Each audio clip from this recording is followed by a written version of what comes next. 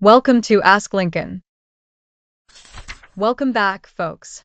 Today we're diving into the biggest geopolitical meme fest of the week, Trump's airstrikes on Iran's nuclear sites. The internet has been split. Some say it's genius 4D chess. Others scream we're one tweet away from WW3. To break it all down, I've got the one, the only, Abraham Lincoln with me. Abe, how's the 21st century treating you today? Well, I'll tell you, it's strange watching modern presidents declare war through press conferences and memes instead of going to Congress. Back in my day, you had to actually talk to the legislature. Now, just press a button and let Twitter handle the rest. Honestly, Twitter handled it all right. Within minutes of the bombs dropping, hashtags exploded. Iran strike. WW3. Bunker busters go BRR.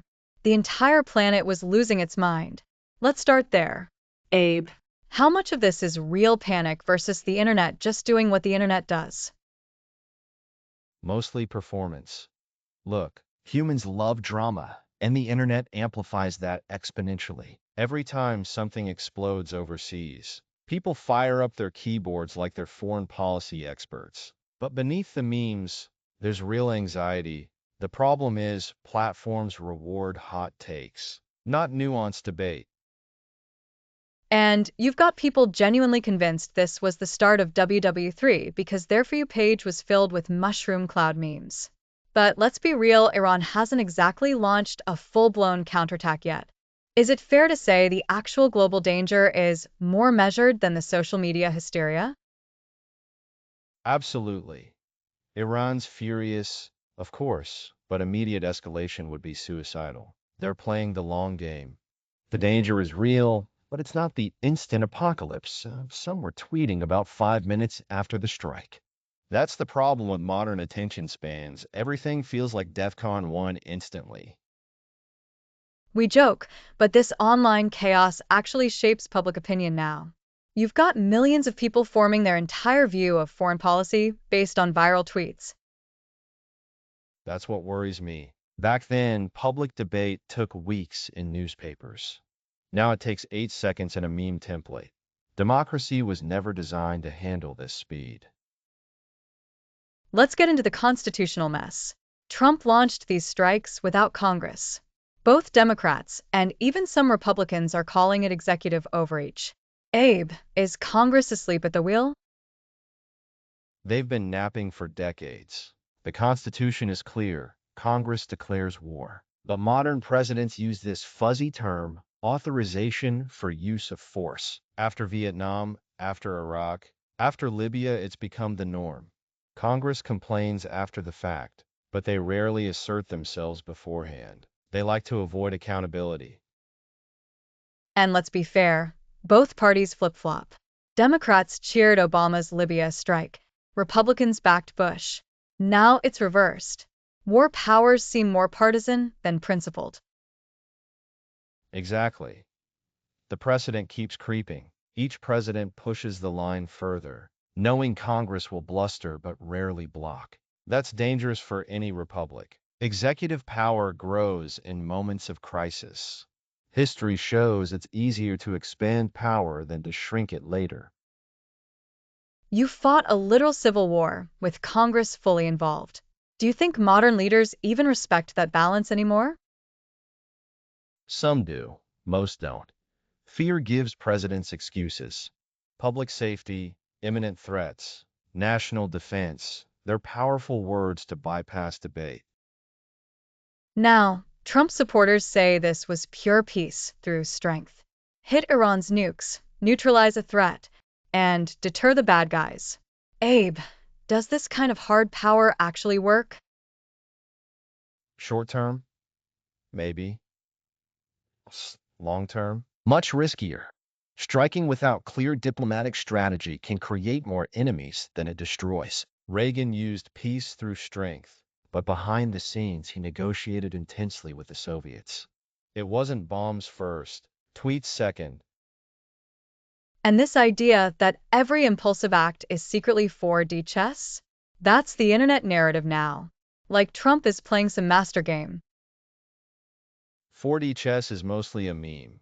Often it's just ad hoc decisions dressed up as strategy after the fact. The real danger is assuming every bold move is brilliant. Sometimes it's just impulsive and lucky not to backfire yet.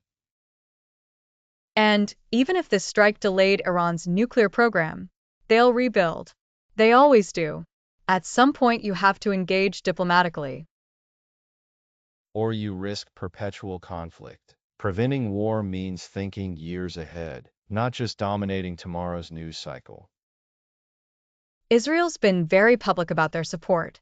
The memes showing Netanyahu and Trump high-fiving went viral fast.